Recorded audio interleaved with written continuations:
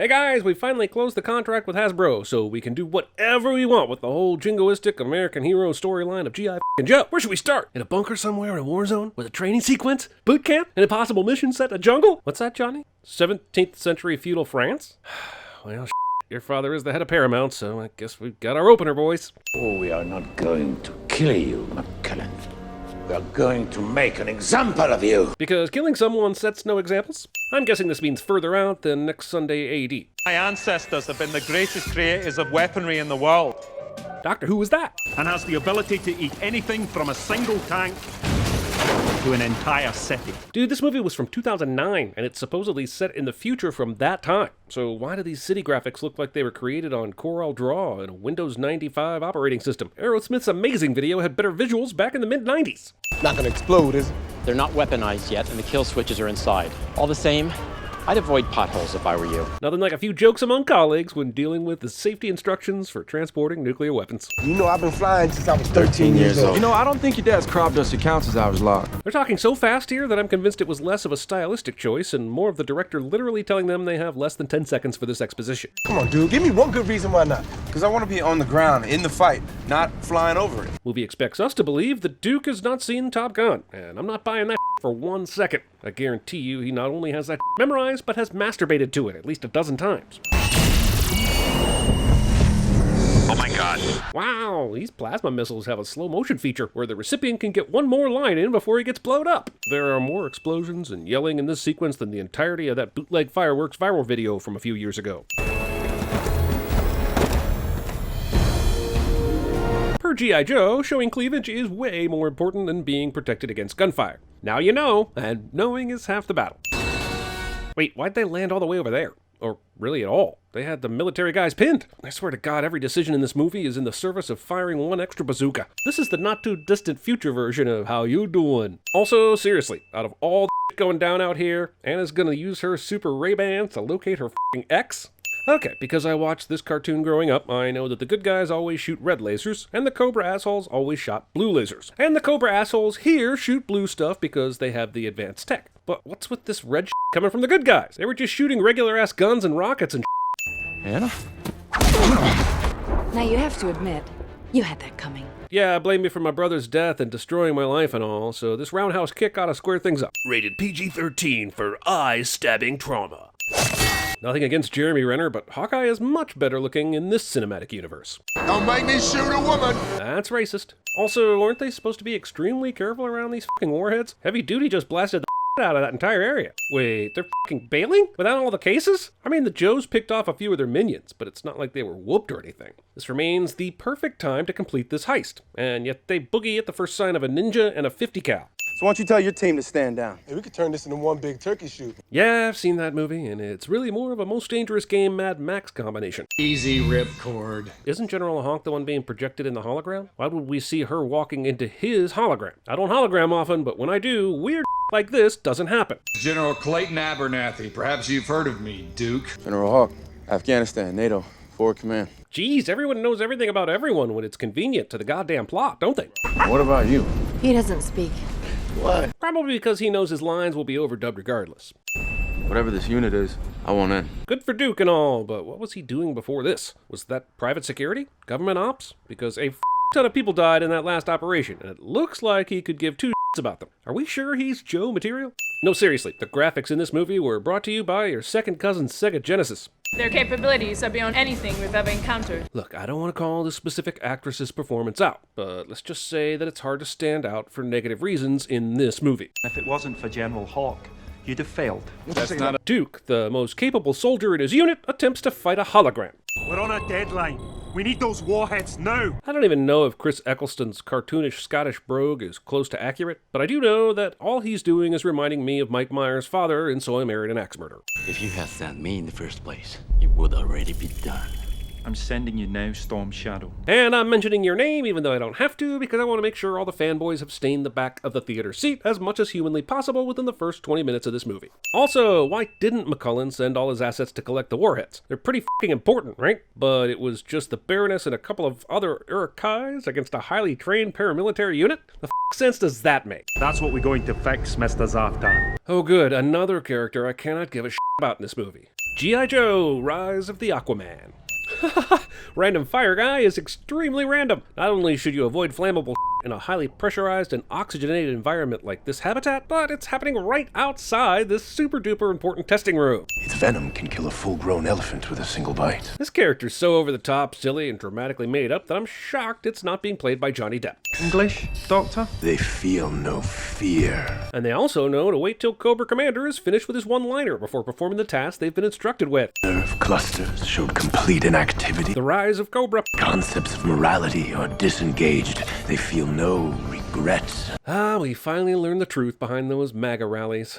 Man, the Inner Space sequel looks like it's gonna be creepy as hell. You've done well. You've thrown the Cobra clear out of the yard. What the hell? I don't even think this makes sense in Scottish land. When these missiles detonate, the world will turn to the most powerful man on the planet. Who's he talking to here? Does he really need to exposit all this to Cobra Commander, who works right next to these fucking rockets? Everyone gets photographed somewhere at some time. Football game, ATM machine, airport. My basement. What? You don't ask to be part of G.I. Joe. Most of the cast wish they'd received this advice before the production began. Her name is Anna Lewis. I could tell you everything you need to know about her up until the last 4 years. After that, obviously, a lot of things have changed. Obviously. So how exactly can Duke help them? I'm pretty sure his recreations of their bedroom tangos won't serve the Joes much purpose other than the future wank material. Please don't show the backstory between Duke and Anna. Please don't show the backstory between Duke and Anna. Please don't show the... So what do you say? Say yes, you idiot. He's a real American hero. Thanks for ruining the mood, Rex. Cock blocking with marketing copy? Cocky blocking? You have to promise me that you will not let my genius, egghead brother get hurt. Promise me, Duke. I promise. Jesus Christ, how many cliches can we fit into one shot? We've got the only family I've got, promise me you'll take care of blah blah, protagonist promises to do something that he clearly will not do, egghead brother inevitably turns into an evil super genius. You know what? Instead of going on, I'm just gonna add 20 sins and forget I ever saw this bullshit. Do you love my boy? Always and forever. Or until someone brainwashes me with, like, hair dye or some I gotta be honest, I really didn't read the script. As they're getting suited up with the enhanced armor, I'm wondering, why didn't the other Joes wear this during the last raid? And why don't they ever wear them again? Are these the only two? If so, why? Why exactly did Duke and Ripcord have to play live-action Hogan's Alley in their training sessions? They clearly know how to shoot. First thing Hawk said about Ripcord when he was spouting off his credentials was that it was a great shot. Shouldn't they be teaching them how to look cool while spiraling down from a helicopter? Or how to say things like, "Go, Joe," with confidence? Hey, Joes?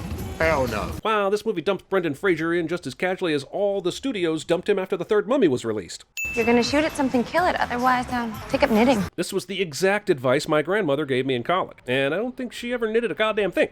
I've never seen Snake Eyes take a hit. There, Joe. Man, this seems to be a super easy recruitment process for an organization that's supposed to be this badass in secret. See, I'm attracted to you.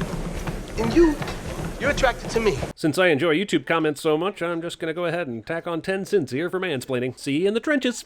What I'm trying to say is... We're attracted to each other. I'll be honest, I seen this movie and Gone in 60 Seconds in the same week. And even though they're completely different movies, there's so much dumb action and forced attraction between characters that I'm getting them totally mixed up. Sorry, I lost my train of thought. Where was I? Oh yeah, skip! Sensors detecting seismic activity to the southwest. Probably just a tremor, but have a team check it. Oh, and make sure to send Michael Gross. He's got the most experience with these things. Where do they get those wonderful toys? I know Mars is a weapons manufacturer, but even Stark Industries doesn't have a super lethal vehicle available for every fucking geographical possibility. Hawk survives this. Seriously, what was the point of this chest attack anyway, when Storm Shadow had him by the throat? Oh my fucking god, take everything you hate about the shaky cam footage from Bourne, then mix in the hyper-editing of the MCU, throw in some terrible DC-style CG and a dash of the worst Michael Bay-ish orgiastic explosions, and you've got this sequence. Hello, brother. The idea that the good ninja wears black and the bad ninja wears white is remotely interesting, but considering that their brothers end up fighting on opposite sides of the war cliche, they're still getting a sin. Not one of these shots hits her? They're supposed to be the best of the best, right? Hey, genius! What? Is Duke taunting this guy's lack of intellect or showing him respect before killing him? Because I don't think he's got enough background information on this character either way. Oh, so Zartan was the guy with the camels all along. So what does that mean? He meant nothing to the raid, created no distraction, and now he's stranded out in the middle of the goddamn desert. Looks like we're all seeing ghosts today, huh? Even if Snake Eyes and Duke had a one-on-one off-screen earlier, it's not like he could talk about his past. So how the f does Duke know about this relationship with Storm Shadow? I would like to give the movie credit for not sticking Japan on the subtitle, but this is also a serious case of movie has time for this, so Fear is a great motivator. Fidget spinners. I have a target in mind, one the French will never forget. Jerry Lewis. Video footage of Post Malone getting his first round of face tattoos somehow makes it into the movie. Initiating facial reconstruction tests. Cool, they must have injected him with Polyjuice potion. Remember McCullen had us open the weapons case? What about it? Well, I bet you he gave us a code that reactivated the tracking beacon. As much fun as this movie makes of Ripcord, so far he's easily the smartest one in the group. Her name is Anna de Cobra, Baroness if you're feeling formal. And Miss Jackson if you're nasty. This movie is flashbacking so hard I feel like I'll need traction by the end of it. Oh, no! It's too early!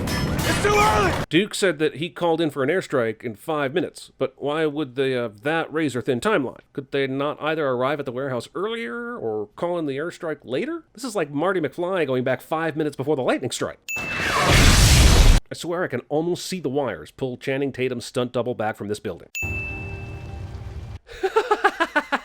He was wearing those f***ing things in the rain. In case you confused it with Paris Teeter. So part of the plan was to have Snake Eyes run after the vehicle on foot, and he doesn't have one of those fancy suits on. The hell got up their evil asses all of a sudden? When they first left the lab, they were just sauntering toward the car, and they didn't even know that the Joes were tracking them. But here they are taking out city f***ing buses with impunity. They're worth millions of dollars each. Millions of dollars, got it!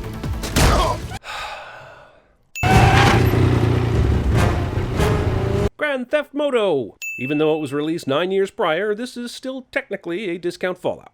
Let's get that bastard off the roof. Okay, this is your plan for getting him off the roof? Snake Eyes probably could have just crouched down and let this car go over it. Are there no guns in the car that you could try shooting through the roof? Jesus, this movie's dumb. Whoa! Hey, Happy, it's getting thick out here! With civilian corpses. He's underneath! Kill him! F***ing Storm Shadow can't kill him, but I'm sure Thug number 8 has a great chance of success. Holy shit, that guy's head exploded. If Scarlet had this sort of firepower this whole time, why is it only used here? Or you could, and I'm just spitballing here, just throwing ideas around, kind of a brainstorming thing, really. Shoot the goddamn tires! He gave up? He never gives up. Because he knew exactly when that train was expected to arrive, and that Paris doesn't have any form of railroad crossing signs to help warn drivers. They must have a ton of train-related fatalities. Fucking French. Also, even when the warheads weren't weaponized, the dude at the lab told them to avoid potholes. But now those f***ers are fired up, and this massive wreck and explosion didn't trigger anything? Baroness busts up the Bon Voyage balloons while barreling through the busy building. Look, there's a lot of bullshit going on in this last bit of this chase. So I'll just sum it up with something bullets, yada yada windows and crashing, da-da-da-da-da, Eiffel Tower, and that's basically all you need to know. Disarmed. Whew, I guess everything's fine now. No, seriously. This dumbass G.I. Joe movie has a higher body count than the Avengers and Man of Steel combined. We can retrieve the electrical impulses from his most recent memories and convert them to images. What? So, kind of like a pensieve? Man, who knew this franchise borrowed so heavily from Harry Potter? Yes, this movie definitely needed a scene devoted to the Joes getting roughed up and arrested by the goddamn Paris Police Department. What happened to you? Well, it may have seemed like Sienna Miller was off of the radar for a while following Layer Cake, but she was actually doing really good work in movies like Interview, Factory Girl, and Stardust. So all I'm saying is, let's tone down the condescension there, Magic Mike. Okay, McCullen is 180 centimeters tall. His shadow is... Hey man, get your mathematical calculations off of my Joe boner. Why is Snake Eyes wearing a cloak? Is this supposed to be a disguise? It's not like it's covering up the fact that his face is literally a black mask with a Geordie-like eye covering. Meanwhile, on the mag. I know they're supposed to be tough and shit, but this is the North f***ing Pole. Dennis Quaid taught me anything in The Day After Tomorrow, it's that you need to bundle up if you're going to survive in cold like this. My beautiful lady of the lake. Ew. Why do they have to be romantically involved at all? Isn't Baroness just enough of a badass to be on the team without having to swap Scott Spit with William Wallace here? Bloody hell. They've built a military base under the polar ice cap. They also built a f***ing weapon that can eat through metal at will, so the military base seems pretty ordinary in comparison. They've got a surface entrance. They've got tunnels running through the ice pack. Hey, look, they've got their own attack subs. Jesus Christ, for an impenetrable underwater military base, this seems really easy to figure out. Genius. You are too kind. Man, I really expected more excitement in a scene where Superman finally meets Robin. Hot, staring action. Okay, I'll buy that they had vehicles on the mothership that may be able to be fashioned into a snowmobile, but they had a complete wardrobe change to snow gear on board for everyone, even f***ing Snake Eyes. Mars Industries manufactures 70% of all arms on this planet. And 100% of the M&Ms. The sword creates and sells weaponry. The shield creates defensive technology. Rex position. Also, I'd retroactively remove all the sins I gave Looper if Joseph Gordon-Levitt had used this voice for that movie. Okay, this is the flashback scene where Rex discovers the nanomite technology in the bunker, while Duke and Ripcord cover him outside. But in the earlier scene, Rex was only in there for 26 seconds before the building blew, and it takes over a fucking minute here. And sure, you could say that they remember it slightly differently, but I guarantee you there wouldn't be that much of a time disparity. Does Anna know about this? About you? No. She never will. How's that possible? She's around him all the time and never once suspected it was her brother. They're launching the missiles! And you're still at the fucking entrance? The hell have these assholes been doing for the last several minutes? The presence of Duke is somehow making Anna flash back to that time she starred in a Tampax commercial. You left me for dead, Duke. I gotta say, I'm on Team Rex here. Did no one in the unit search through the rubble at that building? Isn't that standard procedure? Especially if it's the place your future brother-in-law was apparently just exploded? This movie may be shitty, but it still has better underwater effects than Justice League. Boy, they sure are shooting a lot of bullets on the inside of this underwater pressurized habitat, aren't they? See, that's why you don't f with fire down here. I'm gonna get you out of here. Sure, it makes perfect sense that Duke knows how to work Rex's magical doohickey thing that controls other people's brains. I don't want to start a Clerk-style debate about independent contractors, but is everyone in this base evil? Because Snake Eyes is taking out all the motherfuckers he comes across. It's extremely telling that the only time the Baroness character has some agency, it's when she was evil. We gotta go after Rex and McCullen! How could it be Rex? I don't know, but it kind of seems like a pretty f***ed up time to let her know that Cobra Commander was her brother the whole time. God damn it, I love Ray Park, and he's an awesome martial artist, but they cut this scene to f***ing shreds, and I cannot abide. This aggression will not stand, man. I'm going after McCullen and Rex. You guys better get the hell out of there. Scarlet doesn't immediately say, who the f*** is Rex? He's taking the nanomites back into the upper atmosphere. Ah, so that's where Tony Stark got the idea to sacrifice himself in the Avengers. You know, before that space gravity sucked him back down to Earth. Oh no, what's gonna happen to the sphere? I've finally taken my place in the long line of McCullens. F*** you, dude. You and what army? My army. He really couldn't detect all of those other ships until just now? I'll be waiting for you. And I'll look an awful lot like Dwayne "The Rock" Johnson, just FYI. Cool shot and all, but where are they going? If they've mobilized this many units around the Alpha team, there's gotta be a big-ass threat out there, right?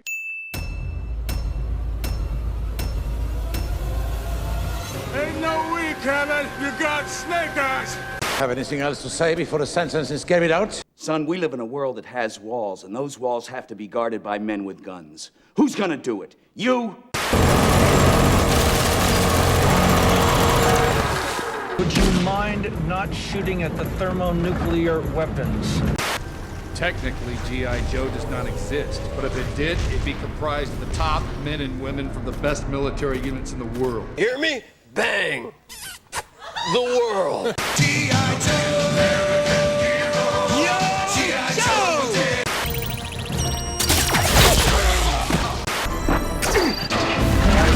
Torpedo impact now 40 seconds.